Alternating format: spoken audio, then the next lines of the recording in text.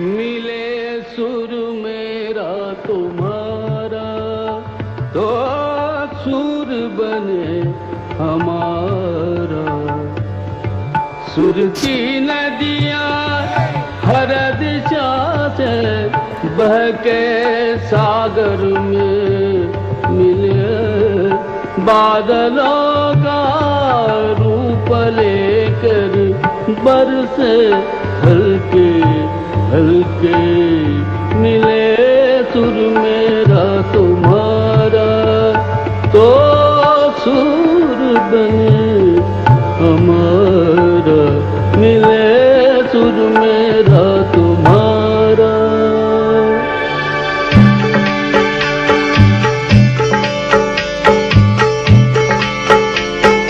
सान तरज थई म्यान तरज इकवट बनिए सान तरज। तेरा सुर मिले मेरे सुर दे नाल, मिलके बने एक नवा सुर ताल।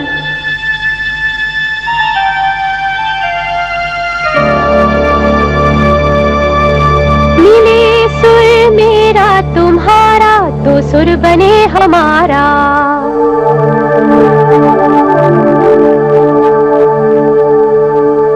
मुंहिंजो सुर तुंहिंजे सां प्यारा मिले जॾहिं, गीत असां जो मधुर तरानो बणे तॾहिं। सुर का दरिया बह के सागर में मिले, बदलांदा रूप लखे बरसन होले होले।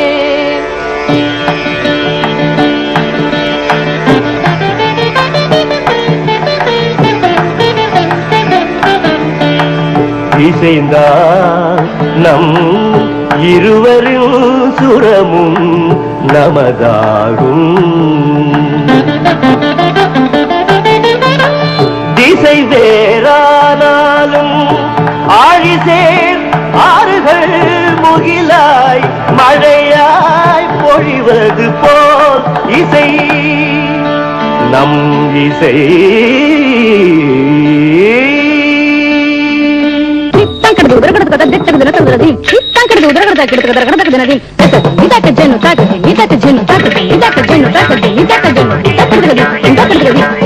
నన్నదనిగే నిన్నదనియా తీరిదంతే నమ్మదనియా. నా స్వరము నీ స్వరము సంగమమై మనసరంగా అవతరించి എന്റെ സ്വരവും നിങ്ങളുടെ സ്വരവും ഒത്തുചേർന്നു നമ്മുടെ സ്വരമായി.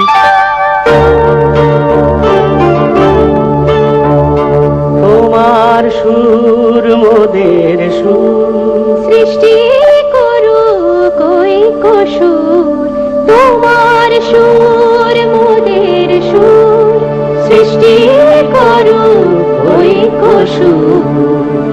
সৃষ্টি হোক ওই কোতান।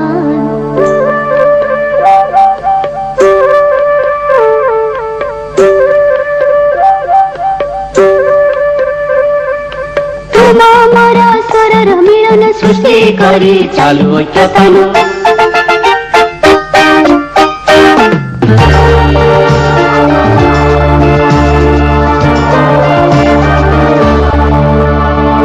મળે સુર જો તારો મારો, બને આપણો સુર નિરાળો।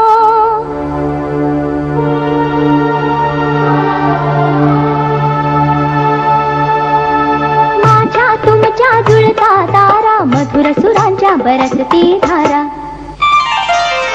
सुर की नदियाँ हर दिशा से बहते सागर में मिले, बादलों का रूप लेके बरसे हल्के हल्के।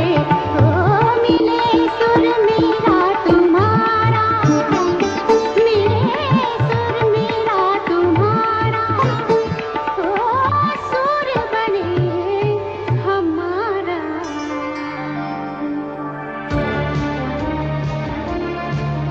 बोलो भारत माता की, बोलो भारत माता की। ವಿಶ್ವ ಪರಿಸರ ದಿನಾಚರಣೆಗೆ, ವಿಶ್ವ ಪರಿಸರ ದಿನಾಚರಣೆಗೆ ಉಸಿರು ಉಸಿರು. ಮೊದಲನೇದಾಗಿ ಎಲ್ಲರಿಗೂ ವಿಶ್ವ ಪರಿಸರ ದಿನಾಚರಣೆ ಶುಭಾಶಯಗಳು. ವಿಶ್ವ ಪರಿಸರ ದಿನಾಚರಣೆ ದಿವಸ ಪ್ರತಿ ವರ್ಷ ನಾವು ಗಿಡಗಳನ್ನ ಹಚ್ತಾ ಇದ್ದೀವಿ. ಈ ಸಲ ಅದನ್ನು ಮತ್ತೊಂದಷ್ಟು ವಿಶೇಷವಾಗಿ ಆಚರಣೆ ಮಾಡುವಂಥ ಉದ್ದೇಶದಿಂದ ನಮ್ಮೂರಿನ ಹೆಗ್ಗುರುತಾದ ಮಲ್ಲಯ್ಯನ ಗುಡ್ಡವನ್ನು ಸ್ವಚ್ಛ ಮಾಡುವಂಥ ಒಂದು ಸಂಕಲ್ಪದೊಂದಿಗೆ ನಮ್ಮೂರಿನ RSS ಸ್ವಯಂ ಸೇವಕರು, ಮಕ್ಕಳ ಸಾಹಿತ್ಯ ಪರಿಷತ್ತಿನ ಎಲ್ಲ ಪದಾಧಿಕಾರಿಗಳು ಹಾಗೂ ಊರಿನ ಗುರು ಹಿರಿಯರು ಮಲ್ಲಯ್ಯನ ಗುಡ್ಡದ ಶ್ರೀಗಳ ನೇತೃತ್ವದಲ್ಲಿ ನಾವು ಇವತ್ತು ಗುಡ್ಡವನ್ನು ಸ್ವಚ್ಛ ಮಾಡುವಂಥ ಒಂದು ಪ್ರಕ್ರಿಯೆಯನ್ನು ಮಾಡಿದೆವು.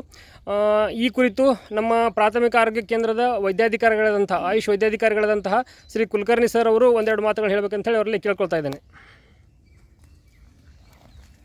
ಬೆಳಗಿನ ವಂದನೆಗಳು. ನಮ್ಮ ಮಕ್ಕಳ ಸಾಹಿತ್ಯ ಪರಿಷತ್ತಿನ ಪದಾಧಿಕಾರಿಗಳೇ ಹಾಗೂ ಲೋಕಾಪುರದ ಗುರು ಹಿರಿಯರೇ, ಇವತ್ತು ಎಲ್ಲರಿಗೂ ಒಂದು ವಿಶ್ವ ಪರಿಸರ ದಿನಾಚರಣೆಯ ಶುಭಾಶಯಗಳು.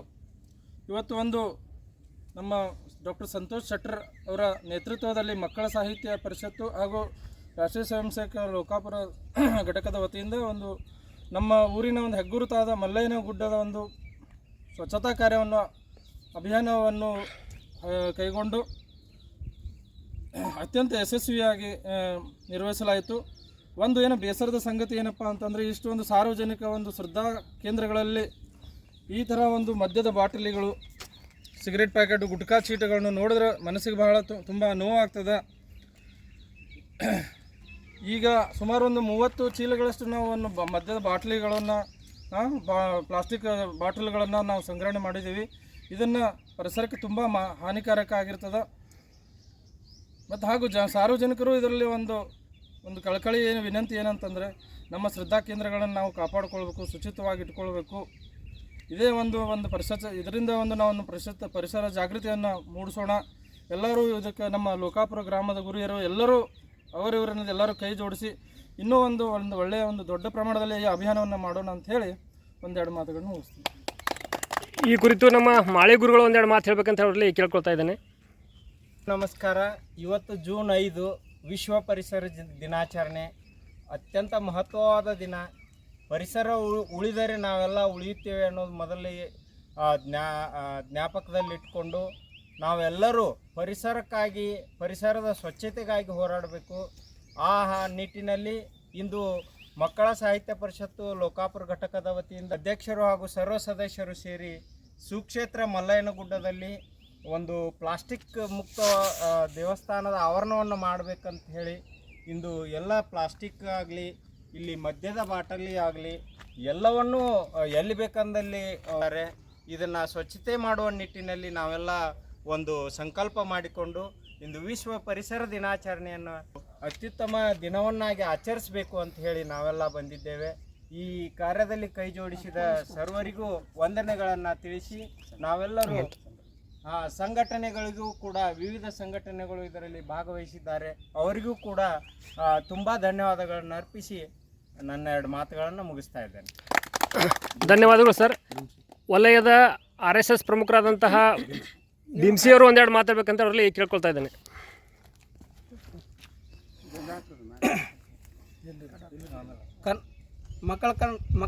ಕನ್ನಡ ಸಾಹಿತ್ಯ ಪರಿಷತ್ ಹಾಗೂ ಮತ್ತು ರಾಷ್ಟ್ರೀಯ ಸ್ವಯಂ ಸೇವಕ ಸಂಘದ ಎಲ್ಲ ಸರ್ವ ಸದಸ್ಯರು ಮತ್ತು ಗುರು ಹಿರಿಯರು ಎಲ್ಲರ ಸಹಯೋಗದೊಂದಿಗೆ ಮಲ್ಲಯ್ಯನ ಗುಡ್ಡದಲ್ಲಿ ಸ್ವಚ್ಛತೆ ಕಾರ್ಯಕ್ರಮ ಮಾಡುವ ದೃಷ್ಟಿಯಿಂದ ನಾವೆಲ್ಲರೂ ಸೇರಿದ್ದೆವು. ಆ ಸ್ವಚ್ಛತೆ ಮಾಡುವಾಗ ನಮ್ಗೆ ಅನಿಸಿದ್ದ ಅನುಭವ ಅಂದರೆ ಸ್ವಲ್ಪ ಕಾಣ್ತಾವು, ಸ್ವಲ್ಪ ಮಟ್ಟಿಗೆ ನಮ್ಗೆ ಈ ಪರಿಸರ ಹಾನಿಯಾಗೈತೆ ನಾವು ತಿಳ್ಕೊಂಡಿದ್ದೆವು. ಆದ್ರೆ ಮುಂದೆ ಬರ್ತಾ ಅದನ್ನು ಕೆಲಸ ಪ್ರಗತಿಯಲ್ಲಿ ಹೊಂದಿದಾಗ ಆ ಪ್ರಕೃತಿಗೆ ಈಗೇನು ನಾವು ಯುವಕರದೀವಲ್ಲ, ನಾವೇ ಅದು ಪ್ರಕೃತಿಗೆ ಮಾರಕ ಆಗುವ ದೃಷ್ಟಿ ಆಗುವ ಆತಂಕ ನನಗೊಂದು ಮನೆ ಮಾಡ್ತೀವಿ. ಯಾವ ರೀತಿ ಅಂದರೆ ಏನು ಮಾಡೋದು, ನಮ್ಮಂಥ ತಿಳಿದಂಥ ಯುವಕರು ಬಂದು ಇಲ್ಲಿ ನೀರು ಕುಡಿದಾಗಲಿ ಮತ್ತು ಜ್ಯೂಸ್ ಕುಡಿದಾಗಲಿ, ಕುರ್ಕುರಿ ತಿನ್ನೋದಾಗಲಿ, ಈ ರೀತಿಯನ್ನು ಮಾಡೋದರಿಂದ ಏನಾಗತ್ತೆ, ಪರಿಸರಕ್ಕೆ ಹಾನಿ ಆಗ್ತದೆ. ಪ್ರಕೃತಿಗೆ ನಾವು ಹಾನಿ ಮಾಡಿದ್ವಿ, ಪ್ರಕೃತಿ ನಮ್ಗೆ ಹಾನಿ ಮಾಡ್ತದೆ. ಯಾಕಂದರೆ ನಾವು ಒಂದು ಪಟ್ಟು ಅದಕ್ಕೆ ಪರಿಸರಕ್ಕೆ ಹಾನಿ ಮಾಡಿದ್ವಿ ಅಂದ್ರೆ 10 ಪಟ್ಟು ನಮ್ಗೆ ಅದು ಪ್ರತಿಕ್ರಿಯಿಸ್ತೈತೆ. ಅಂದರೆ ಯಾವ ರೀತಿ ಇರ್ಬೋದು ಅಂದ್ರೆ, ಈ ಪ್ಲಾಸ್ಟಿಕ್ಕು ಗಿಡದ ಬೇರುಗಳಲ್ಲಿ ಕೆಳಗಡೆ ಬಿತ್ತಂದ್ರೆ ಅದೇನಾಗತ್ತೆ, ಕೊಳೆಯಂಗಿಲ್ಲ, ಏನೂ ಇಲ್ಲ. ಅದರಿಂದ ಏನಾಗತ್ತೆ, ಗಿಡಗಳೇ ಬೆಳೆಯಂಗಿಲ್ಲ. ಬೆಳೀಲಿಲ್ಲ ಅಂದ್ರೆ ನಮ್ಮ ಪ್ರಕೃತಿಗೆ ಮಳೆ ಆಗುವ ಸಾಧ್ಯತೆ ಕಡಿಮೆ ಇರ್ತದೆ. ಅದಕ್ಕೋಸ್ಕರ ನಾವೆಲ್ಲರೂ ಯುವಕರು ಇವತ್ತಿಂದ ನಾವೊಂದು ಸಂಕಲ್ಪ ಮಾಡೋದು, ನಾನು ಆದಷ್ಟು ಪ್ಲಾಸ್ಟಿಕ್ಕನ್ನು ಬಳಕೆ ಮಾಡೋದನ್ನು ಮಿತಿಯನ್ನು ಕಡಿಮೆ ಮಾಡ್ತೀವಿ ಅನ್ನೋದು ನಾವು ಸಂಕಲ್ಪ ಮಾಡ್ಕೋದು. ಪೂರ್ಣ ಪ್ರಮಾಣದಾಗ ನಮ್ಮ ಬಿಡೋಕ್ಕೆ ಸಾಧ್ಯ ಇಲ್ಲ ಸದ್ಯದ ಪರಿಸ್ಥಿತಿ ಒಳಗಡೆ. ಆದರೆ ಕಡಿಮೆ ಪ್ರಮಾಣದಾಗ ನಾನು ಬಳಕೆ ಮಾಡ್ತೀವಿ. ಒಂದು ಯಾವುದೋ ಒಂದು ಏನೋ ವಸ್ತು ತರಕ್ಕೆ ಹೋದರೆ ನಮ್ಮ ಮನೆಯಿಂದ ಒಂದು ಚೀಲ ಹೋದರೆ ಅದು ಸ್ವಲ್ಪ ಮಟ್ಟಿಗೆ ನಾವು ಉಳಿಸಿದಂಗೆ ಆಗುತ್ತೆ. ಅದಕ್ಕೋಸ್ಕರ ನಾವೇ ಅದನ್ನು ಪ್ರಯೋಗ ಮಾಡಿಬಿಡ್ಬೇಕು. ನಾವೆಲ್ಲರೂ ಒಂದು ಯುವಕರದೀವು, ನಾವು ಪ್ರಜ್ಞಾವಂತರದೀವು, ಶಿಕ್ಷಣವಂತರದೀವು. ನಾವೇ ಯಾವುದೇ ಒಂದು ವಸ್ತು ತೊಗೊಳಕ್ಕೆ ಹೋದ್ವಿ ಅಂದ್ರೆ ನಾವೇ ಬಟ್ಟೆ ಚೀಲಗಳನ್ನು ತೆಗೆದುಕೊಂಡು ಅಲ್ಲಿಗೆ ಹೋಗಬೇಕು, ವಸ್ತುಗಳನ್ನು ಖರೀದಿ ಮಾಡಬೇಕು ಮತ್ತು ನಮ್ಮಿಂದನ ಪ್ಲಾಸ್ಟಿಕ್ ಮುಕ್ತ ಮಾಡೋಕ್ಕೆ ಪ್ರಯತ್ನ ಮಾಡಬೇಕು. ಬಾಟ್ಲಿ ಹೊರಗಡೆಯಿಂದ ನಾವೇನು ನೀರಿನ ಬಾಟ್ಲಿಗಳನ್ನ ಕೊಂಡ್ಕೊತೀವಲ್ಲ ಅದನ್ನು ಕಡಿಮೆ ಮಾಡ್ಕೊಂಡ್ಬಿಡ್ಬೇಕು. ಅದೇ ನಮಗೆ ಕೊಳೆಯಂಗಿಲ್ಲ. ಇವತ್ತಿನ ಉದಾಹರಣೆ ನೋಡಿದ್ರೆ ಕೆಲವೊಂದಿಷ್ಟು ಪ್ಲಾಸ್ಟಿಕ್ ಕೊಳೆಯಾಕತ್ತೈತಿ, ಅದ್ರ ಶಕ್ತಿ ಕಡಿಮೆ ಆಗುತ್ತೆ. ಆದರೆ ಬಾಟ್ಲಿಯ ಆಯುಷ್ಯ ಅನ್ನೋದು ಜಾಸ್ತಿನೇ ಐತೆ, ಅದ್ರದ್ದು ಕೊಳೆಯಂಥ ಪರಿಸ್ಥಿತಿ ನಾವು ಕಾಣಲೇ ಇಲ್ಲ.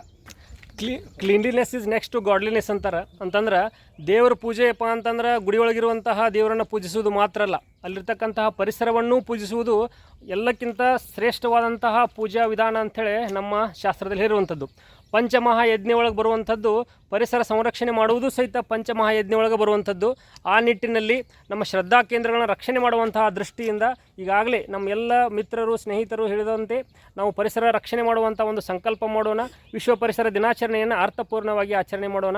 ಈ ಒಂದು ಕಾರ್ಯಕ್ರಮದಲ್ಲಿ ಭಾಗವಹಿಸಿ ಸಹಯೋಗ ನೀಡಿದಂತಹ ಲೋಕಾಪುರದ ಎಲ್ಲ RSS ಸ್ವಯಂ ಸೇವಕರಿಗೂ, ಮಕ್ಕಳ ಸಾಹಿತ್ಯ ಪರಿಷತ್ತಿನ ಎಲ್ಲ ಪದಾಧಿಕಾರಿಗಳಿಗೂ, ಮಲ್ಲಯ್ಯನಗುಡ್ಡದ ಶ್ರೀಗಳಿಗೂ ಹಾಗೂ ನಮ್ಮ ಹಡಪದ ಅಣ್ಣ ಅವರಿಗೂ ಹಾಗೂ ಎಲ್ಲ ಲೋಕಾಪುರದ ಗುರು ಹಿರಿಯರಿಗೂ ಅನಂತ ಧನ್ಯವಾದಗಳನ್ನ ಅರ್ಪಿಸುತ್ತಾ ಈ ಅಭಿಯಾನ ಇಲ್ಲಿಗೆ ನಿಲ್ಲುವುದಿಲ್ಲ. ನಮ್ಮ ಕೈಲಿ ಆದಷ್ಟು ನಾವು ಮಾಡಿದೆವು. ಇನ್ನೂ ಬಹಳಷ್ಟು ಸ್ವಚ್ಛ ಮಾಡೋದಿದೆ ಮಲ್ಲಯ್ಯನಗುಡ್ಡದಲ್ಲಿ. ಮುಂಬರುವ ದಿನಗಳಲ್ಲಿ ಮತ್ತಷ್ಟು ಸ್ವಯಂ ಸೇವಕರು ಮತ್ತಷ್ಟು ಸದಸ್ಯರು ಊರಿನ ಎಲ್ಲ ಗುರು ಹಿರಿಯರು ಕೂಡಿ ಇದನ್ನು ಮಾಡೋಣ ಅಂಥೇಳಿ ಇಲ್ಲಿಗೆ ಈ ಕಾರ್ಯಕ್ರಮವನ್ನು ಮುಗಿಸ್ತಾ ಇದ್ದೇವೆ.